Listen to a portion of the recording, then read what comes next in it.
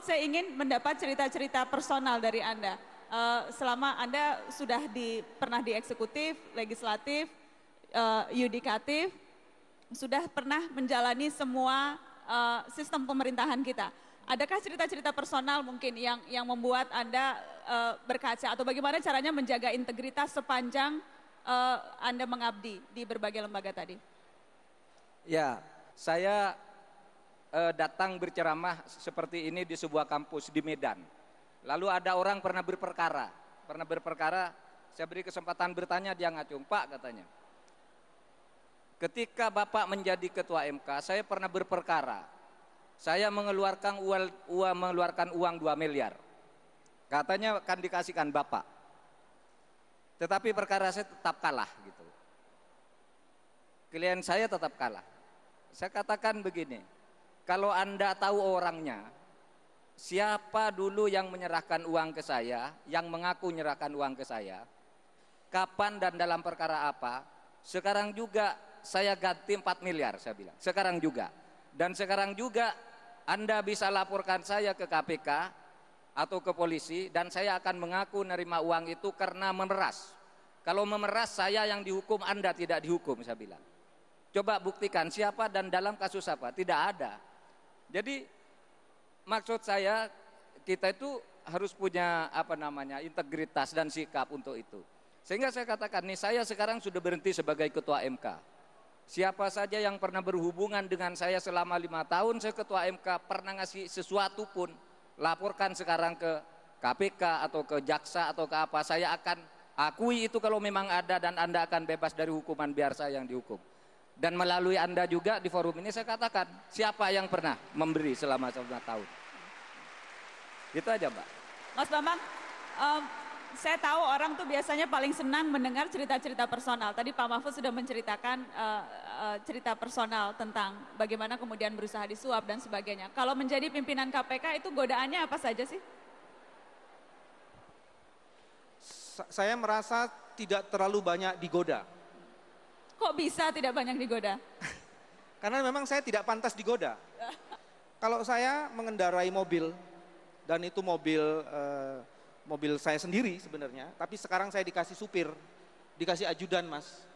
Kalau saya mengantar anak saya sekolah, maka saya yang menyupiri anak saya sekolah itu, dan supir serta ajudan saya taruh di belakang, anak saya sama saya duduk.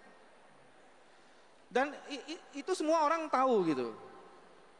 Jadi dari sisi harta mudah-mudahan saya tidak tergoda. Bagaimana dari sisi wanita? Nah. Yang paling seru ini, gimana? Dari sisi wanita, saya memang pengagum berat monogami. Jadi saya memang sampai sekarang insya Allah tidak beralih ke perempuan lain. Dan itu saya tunjukkan betul dengan ekspresif gitu. Kalau saya lagi pergi sama istri saya tunjukkan bahwa saya memang menyayangi dia. Jadi di depan publik kalau perlu diekspresikan aja. Toh suami istri dan halal. Kenapa mesti takut-takut gitu loh. Pak Anji melongo, Mas. Mau minta contoh ekspresinya seperti apa? Saya nggak kebayang Bapak kalau lagi mesra sama istri kayak gimana, Pak. Coba dipraktekin ke Mbah Tejo. Harus pembuktian. Sederhana aja, Mbak. Saya masih suka naik kereta, Mbak Nana. Saya masih suka naik kereta, cuman saya yang nggak bolehin saya naik kereta itu ajudan saya. Mbak nggak boleh naik kereta, Pak, ini lagi banyak kasus-kasus gawat nih, jangan naik kereta dulu katanya. Tapi kalau kita bicara hal-hal konkret menjadi generasi bersih, selain tadi misalnya melaporkan tindak pidana korupsi lewat KPK, sistem whistleblower, lewat whistleblower atau apapun itu. Tapi apalagi sih sesungguhnya hal praktis konkret kalau kita bicara generasi bersih? Oke, jawaban saya menurut saya praktis dan konkret, walaupun tidak sederhana. Kebanyakan orang di Indonesia termasuk anak mudanya pengen ngambil cara yang gampang padahal belum tentu benar. Oke, jadi yang saya mau ngomongin ini mungkin gak gampang. Kenapa banyak di antara kita yang gak mau melakukan perlawanan terhadap korupsi atau susah untuk membuat diri kita bersih? Alasannya adalah karena motivasi. Banyak di antara kita tidak merasa memiliki Indonesia. Saya ambil contoh. Kita ini atau banyak generasi muda itu mentalnya mental majikan, bukan mental pembantu ya, mental majikan. Apa artinya mental majikan? Saya cerita sedikit. Dulu orang tua saya ekonominya cukup baik. Ayah saya kerja di oiling, di rumah saya pembantu ada 3 waktu saya kecil. Ada 3 pembantu, Tapi ibu saya kerjanya beres-beres rumah mulu. Terus saya nanya, ibu saya kerjanya nyapu, ngepel, ngelap. Saya nanya, ibu kan udah punya pembantu, kenapa ibu tetap beres-beres? Ibu saya tetap beres-beres. Sekarang saya menikah, udah punya anak, beli rumah, nyicil tentunya. Nggak mampu. Saya banting tulang, banting lemak, segala macam saya banting. Supaya bisa bayar cicilannya, sekarang di rumah saya, kalau anak saya habis makan dan sampahnya di situ, saya yang buangin. Kadang-kadang saya ngepel sendiri, kadang-kadang saya ngelap sendiri. Walaupun saya punya pembantu. Kenapa saya melakukan itu? Sekarang saya sadar apa yang dilakukan oleh ibu saya. Itu adalah rumah ibu saya, bukan rumah pembantunya. Ini adalah rumah saya, bukan rumah pembantu saya. Saya nggak usah nunggu pembantu saya walaupun dia sudah bayar untuk beresin rumah saya.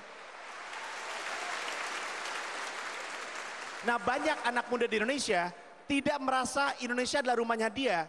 Sehingga di benaknya dia, mending saya nyuruh pemerintah, mending saya nyuruh KPK. Padahal kalau Indonesia adalah rumah kita, ya kita yang beresin, kita yang ngelawan korupsi.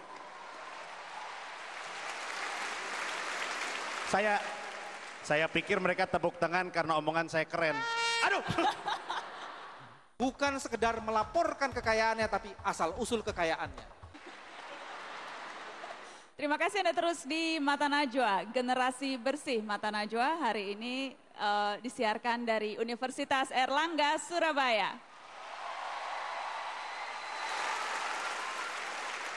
Ya, di segmen ini kita akan memberikan kesempatan kepada teman-teman adik-adik yang berada di Unair untuk bertanya langsung ke 4 narasumber.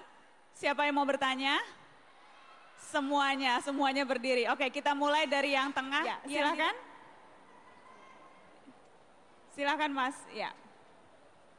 Baik, terima kasih. Selamat sore. Assalamualaikum warahmatullahi wabarakatuh. Waalaikumsalam. Nama saya Ahmad Yusron Fatah dari Fakultas Tarbiyah Sekolah Tinggi Agama Islam Negeri Stain Ponorogo. Wow, dari Ponorogo. Baik, saya tujukan kepada Pak Bambang Wijoyanto, Pak. Selama ini kasus penanganan korupsi terkesan tebang pilih, Pak. Apalagi bagi mereka yang notabene menyangkut elit politik kita, Pak. Jadi yang ingin saya tanyakan, bagaimanakah KPK konsisten untuk tidak tebang pilih kepada siapapun, anak pejabat pun atau menteri sekalipun atau mereka yang ada di lingkaran istana pun untuk bisa di treatment semua, Pak. Terima kasih. Baik, terima kasih. Baik, Mas Bambang mau ditanggapi dulu, tadi ada berapa pertanyaan? Tebang pilih tidak KPK? Kami melakukan tebang pilih karena di KPK itu ada program yang namanya National Interest. Jadi tebang pilihnya adalah ada prioritas-prioritas kasus. Ada 3 prioritas kasus yang jadi bagian penting dari programnya KPK. Pertama, KPK menangani kasus yang berkaitan dengan revenue. Revenue itu soal income. Pajak. Teman-teman yang saya hormati, hari ini APBN Indonesia, dari pajak itu nilainya 78%. Jadi dari kalau ada tahun ini kita 1.600 triliun APBN, itu hampir 1.200 triliun dari pajak. Tetapi kalau Anda lihat, justru kasus pajak itu munculnya baru kasus Gayus. Kira-kira tahun 2010-an.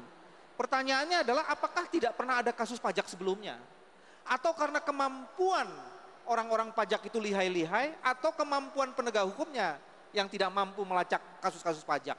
Jadi sekarang kalau dilihat dari mulai 2012 sampai 2013 ini hampir lebih dari 5 operasi tangkap tangan KPK itu berkaitan dengan sektor pajak. Dan itu adalah pilihan. Jadi tebang pilihnya di situ. Yang kedua, kami juga memberi konsentrasi kepada yang disebut dengan ketahanan pangan. Kenapa begitu? 80% dari penduduk Indonesia itu ada di desa. 70-80% dari 80% tadi itu orang-orang miskin. Sehingga kami kemudian memberi konsentrasi kepada pertanian, peternakan, perikanan, pendidikan dan kesehatan. Ini disebut dengan ketahanan pangan plus-plus. Nah itu sebabnya kami concern dengan isu import daging sapi. Kami concern dengan isu pupuk bersubsidi. Itu salah satunya. Nah yang ketiga adalah... Jadi bukan dengan kaitannya pada petinggi partai tertentu bukan. Atau partai penguasa dan partai oposisi? Tidak, itu kaitannya dengan sektor-sektor strategik. Yang ketiga adalah dengan ketahanan energi. Anda tahu hampir sebagian besar pemilihan kepala daerah, duitnya berasal dari menjual perizinan-perizinan yang dimiliki oleh pemerintah daerah untuk mendapatkan uang guna membiayai pemilihan partai, pemilihan kepala daerah itu. Itu terjadi kayak begitu. Itu saya mengusulkan 3 langkah strategis untuk membangun rekrutmen politik yang bagus. Yang pertama, kalau nanti siapapun yang ada di depan ini jadi presiden, Pak Mahfud, Mbak Nana, Mas Tejo atau Mas Panji, saya jadi moderatornya saja, minta kepada dia untuk menjelaskan asal-usul kekayaannya. Asal-usul kekayaan harus bisa dijelaskan. Yes. Bukan sekedar melaporkan kekayaannya, tapi asal-usul kekayaannya.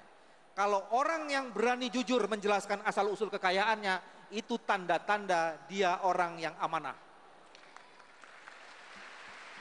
Nah sekarang ini saya tantang teman-teman di Surabaya. Berani nggak calon gubernur Anda nanti ditanya kekayaannya, dan kalau dia tidak berani menjelaskan kekayaannya, jangan pilih dia.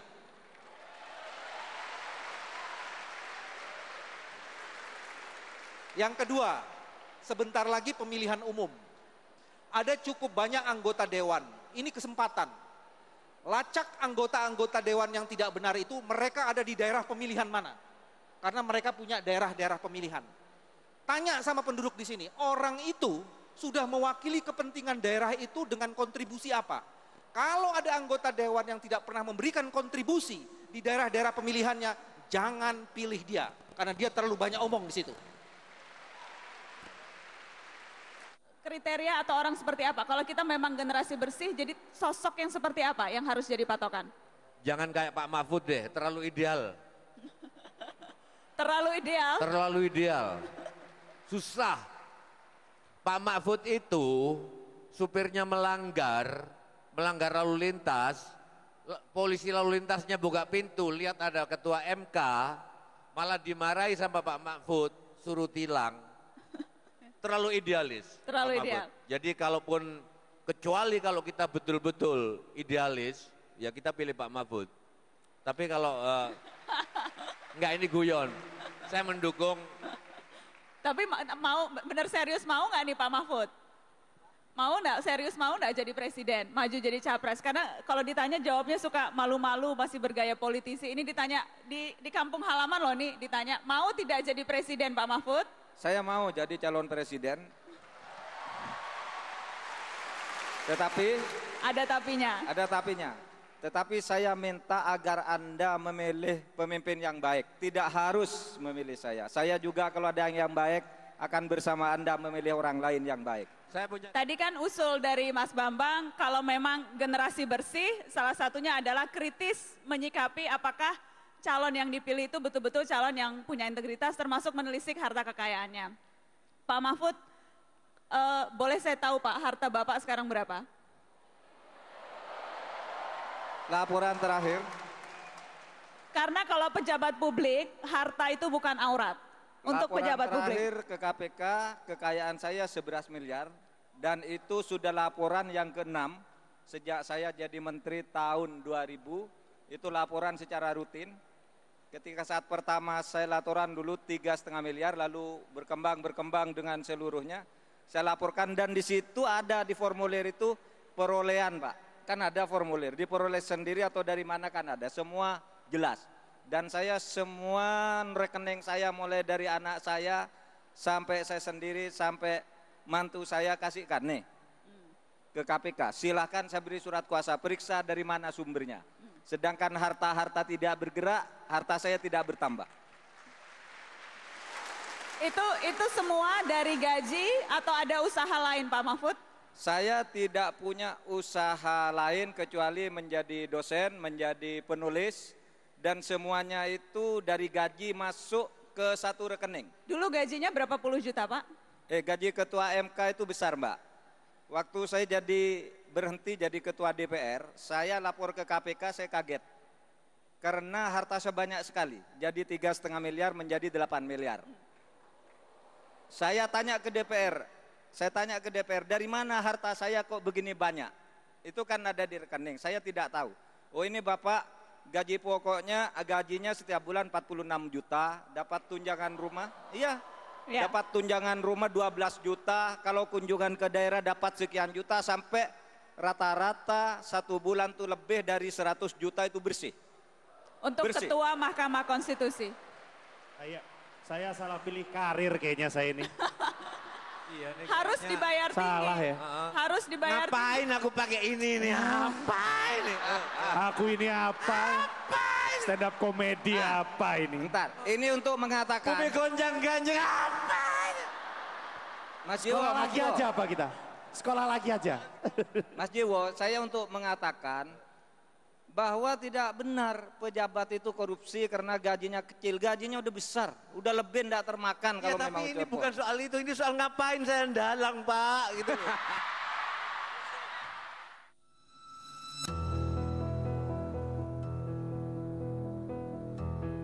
Di negeri yang penuh muslihat, korupsi seolah jadi perkara lumrah. Perburuan menjadi paling kaya, seolah hobi para abdi negara. Korupsi merajalela tanpa henti dicontohkan pejabat silih berganti. Atas nama partai bahkan agama, korupsi selalu menemukan justifikasi. Mari berani melawan. Menolak korupsi menjadi kewajaran. Menjaga negeri di ambang ambruk, mengawal penegakan hukum yang hampir bangkrut. Menjadi lapisan generasi baru yang punya rasa malu dan tabu jadi benalu. Please come now, I think I'm falling, holding on to what I think is safe. Terima kasih banyak Pak Mahfud. Seems I found